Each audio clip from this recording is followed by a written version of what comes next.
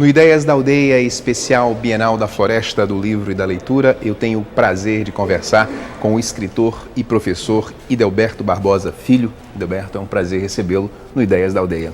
Prazer é todo meu. Você já conhecia o Acre?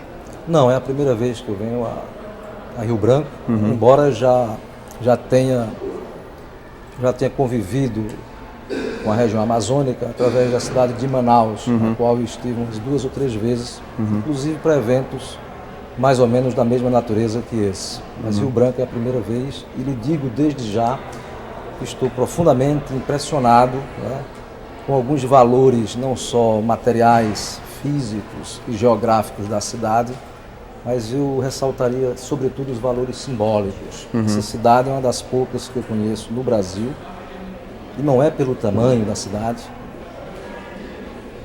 que cultiva, eu diria, um valor fundamental para a vida moderna, pós-moderna, que é o silêncio, é a quietude, a sensação de paz e de tranquilidade, além de oferecer ao visitante uma beleza do extraordinário, uma organização, uma asepsia, sem ser uma asepsia gélida, fria, né?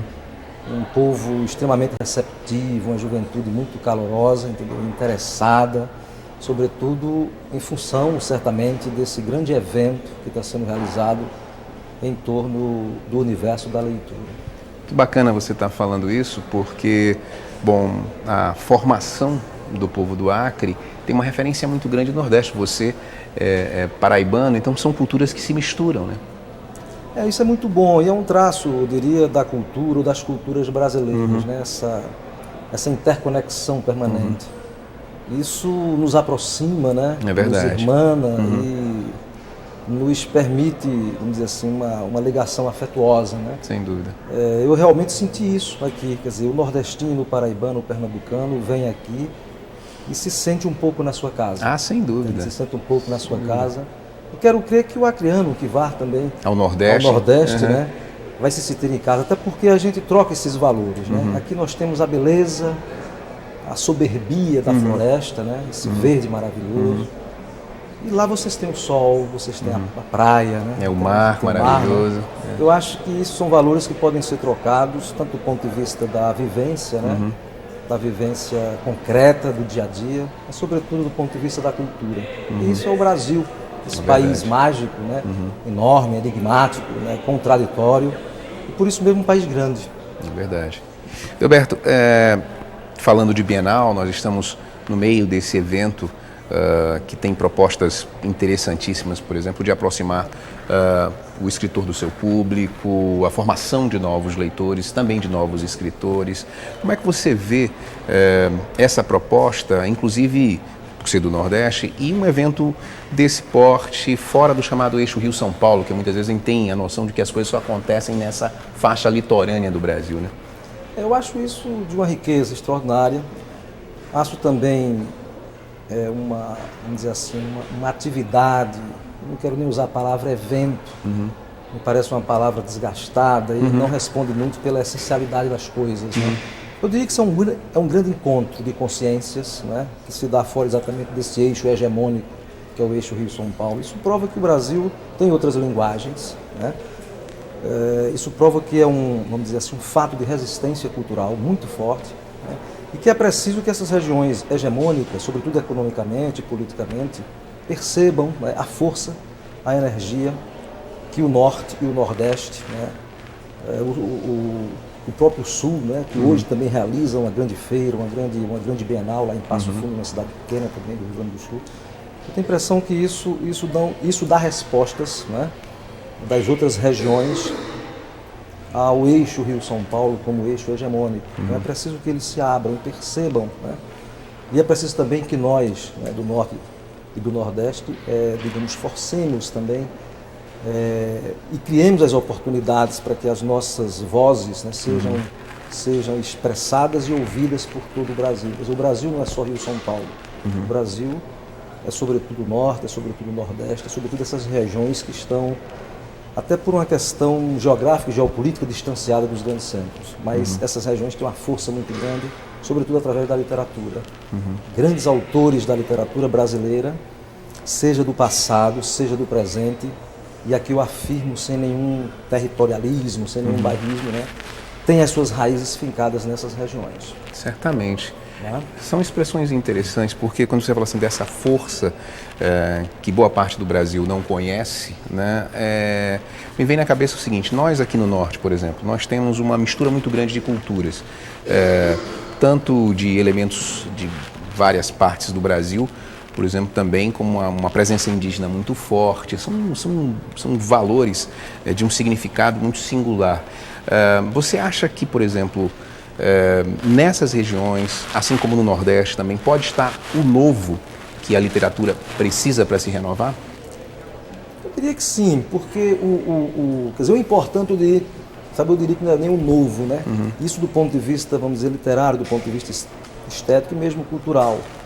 O mais importante é o que fica. Mais do que o novo pelo novo, o importante é o que fica. E eu tenho a impressão que, por esse viés, o que se produz nessas regiões geralmente fica. Não é? Fica como ficou na literatura, por exemplo, do Norte, a presença de um Euclides da Cunha, que é um autor carioca, mas que tem todo um elo, digamos assim, com a Amazônia. Né? Sem dúvida. E a presença de um Dalcídio Jurandir, aqui do Pará, entendeu? O Jorge Tufi, né, aqui no Acre. São autores que hoje estão assim, quer dizer, o caso do Tufi, o caso do Dalcídio Jurandir, o caso do Euclides e de outros, o caso de um Tiago de Mello. São autores que têm seus nomes hoje consolidados, né, em termos de literatura brasileira, reconhecidos inclusive pela história da literatura brasileira. E certos movimentos que imprimiram, digamos assim, uma novidade, né, na história da literatura partiram dessas regiões. Por exemplo, se o modernismo, né, começou em São Paulo através da Semana de Arte Moderna, tentando romper com, vamos dizer, com uma certa convenção, né, da tradição literária, o grande pique, digamos assim, a literatura mais de ponta foi feita pelos nordestinos na década de 30, né? O José Américo de Almeida, o José Lins do Rio, o Graciliano Ramos, né? A Raquel de Queiroz, o Gilberto Freire. Esses escritores, eles abrem realmente diversas possibilidades, criando matrizes para se reler, digamos assim, a cultura brasileira. Então, eu tenho a impressão que é fundamental. Essas regiões têm uma contribuição fundamental do ponto de vista da cultura, do ponto de vista da arte. Você fala, por exemplo, aqui essa questão da miscigenação, a presença do indígena, né? Quer dizer, essa presença é muito forte na literatura.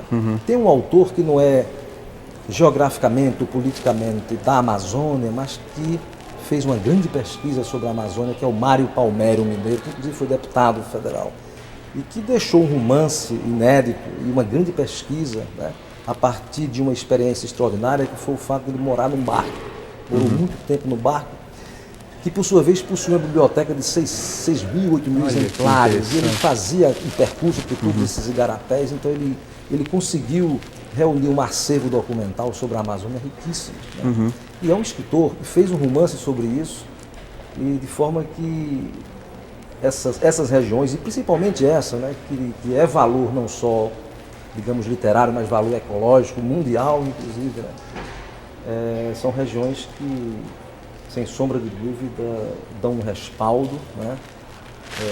Oferecem as condições para que se possa criar, né? Ressignificar as coisas através da literatura, através da poesia, através do canto, das danças, né? De tudo aquilo que compõe as manifestações artísticas de um povo, de uma região. Então, você, na passagem pela Bienal, envolveu uma conversa muito interessante sobre a moderna literatura do Nordeste. O que o Nordeste traz de novo? O que você destacaria, por exemplo, de novo para a literatura? Olha, o Nordeste trouxe uma nova tradição para o romance, a partir dos anos 30 do século passado. É importante que o público perceba que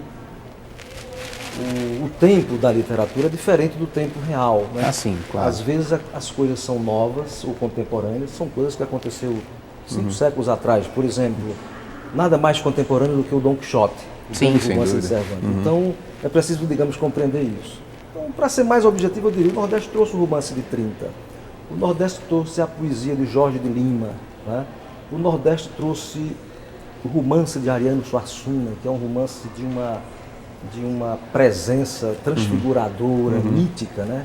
Ariano, como os gregos, criou uma espécie de mitografia nordestina, e não só do Nordeste como um todo, mas de uma região específica, a região sertaneja, a região da seca, a região do cangaço.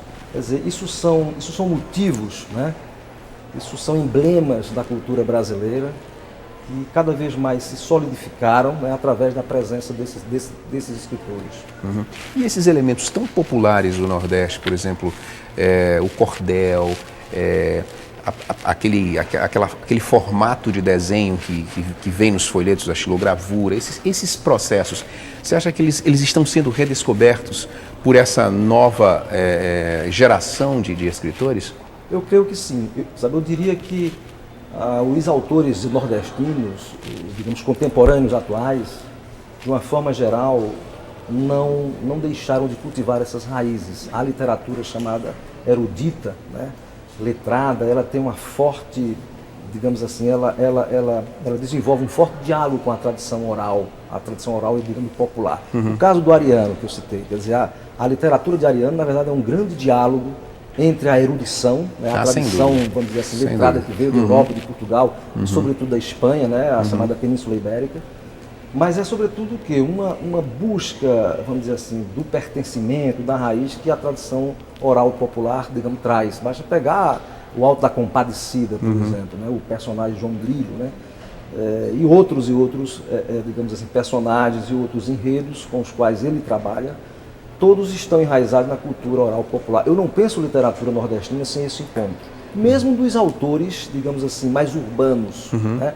Eu vou citar um caso muito particular de um poeta paraibano, um poeta até multimídia, midiático, muito jovem, da minha geração, até meu amigo, da cidade de Campina Grande, que é o Braulio Tavares. Braulio Tavares é um artista multimídia, né? É um artista até certo ponto performático, transita muito bem na mídia, né? Mas se você for verificar as letras de música, os ritmos da poesia dele, né, a ficção está toda centrada na tradição oral e popular do Nordeste. O cordel, o repente, o martelo agalopado. Então, eu acho que esse diálogo é um diálogo frutífero, riquíssimo, né?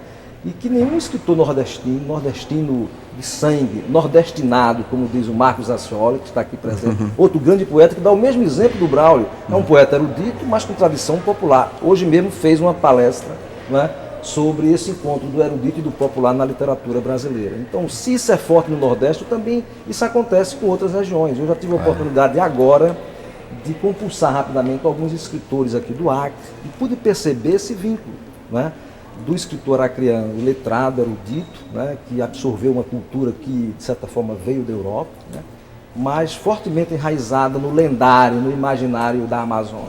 Né. Então isso é muito rico, Delberto, nós vamos fazer um breve intervalo, mas vamos continuar nosso papo no próximo bloco. Tudo bem. Não saia daí, o Ideias da Aldeia volta daqui a pouquinho.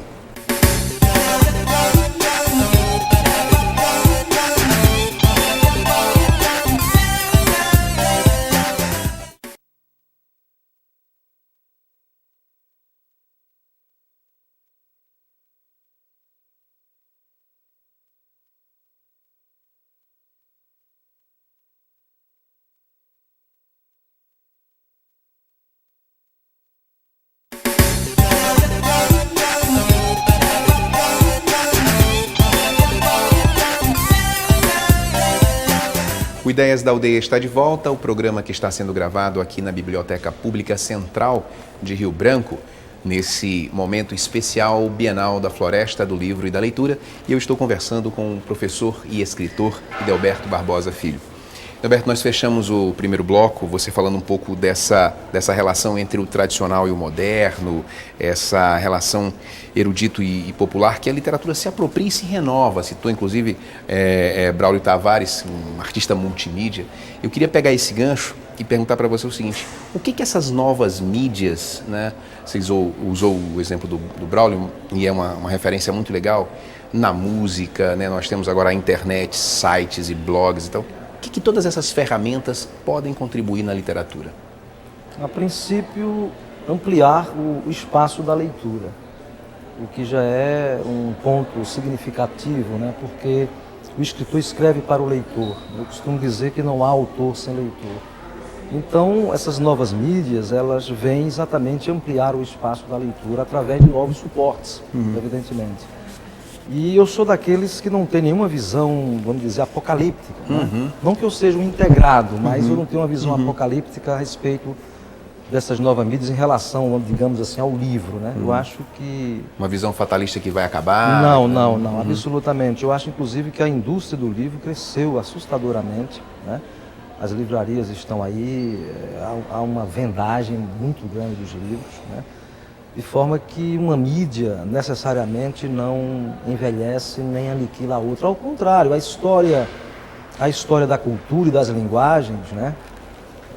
Que é uma história, como toda história, é uma história também que tem a sua dimensão bélica, digamos assim. Há uma guerra de linguagens, mas essa guerra de linguagens, a meu ver, ela é salutar, ela é positiva, porque a fotografia, por exemplo, quando surgiu, criou-se aquela ideia de que a pintura figurativa iria se acabar. O que acontece? A pintura figurativa se renova através de novos estilos, exatamente porque a fotografia passou a cumprir um determinado papel que a pintura anterior cumpria. Então, uma linguagem, na verdade, renova a outra.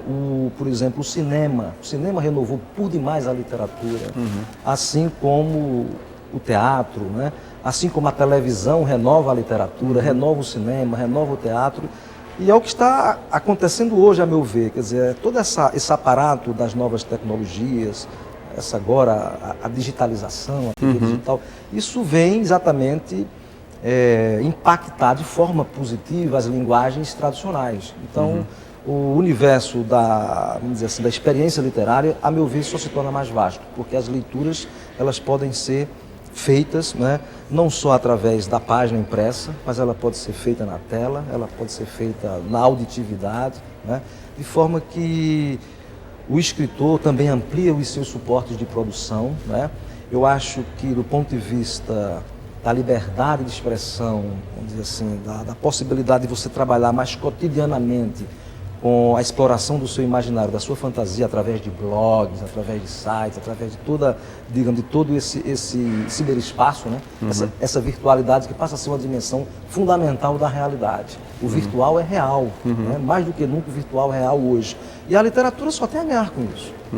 Eu aposto que isso é positivo para vamos dizer assim, o enriquecimento da história da literatura. Agora, a tecnologia não trouxe também uma vontade do imediato, esse imediatismo que atrapalha um pouco, por exemplo, para o jornalismo? Parece que tudo que é válido é o furo, é aquele momento. Você também é jornalista cultural, inclusive, vamos falar um pouquinho disso aqui.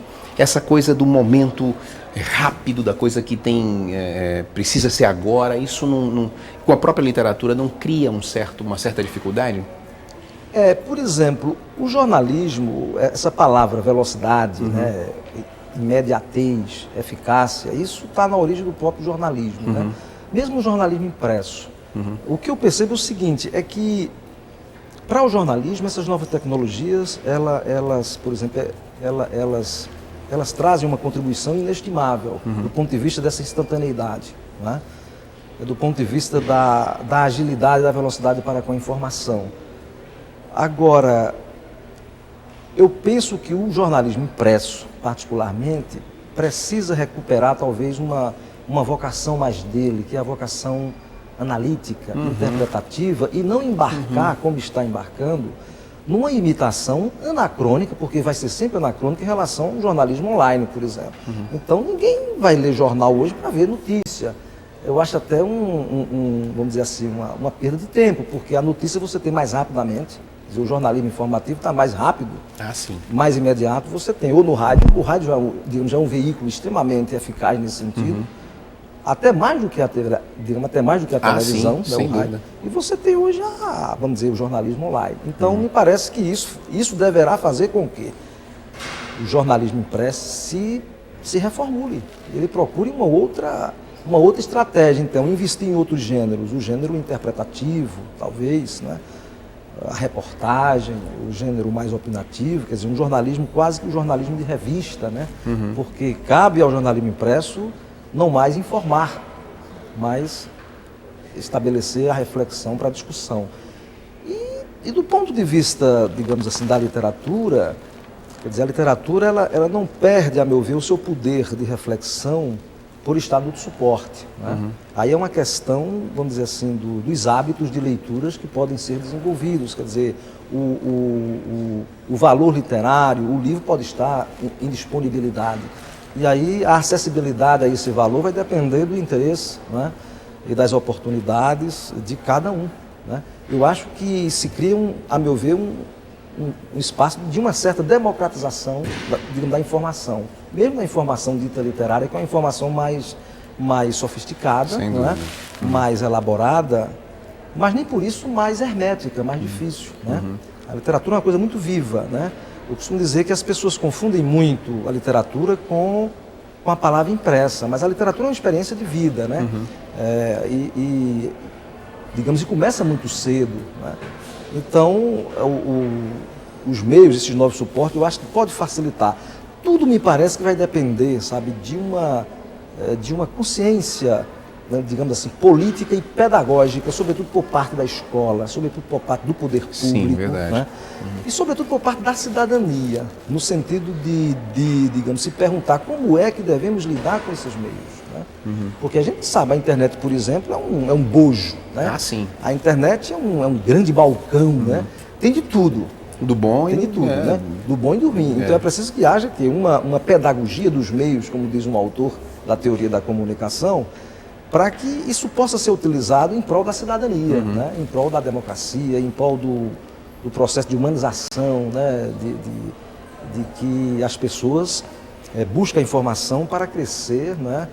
Para ampliar o seu horizonte de expectativa, para desenvolver sua massa crítica, né?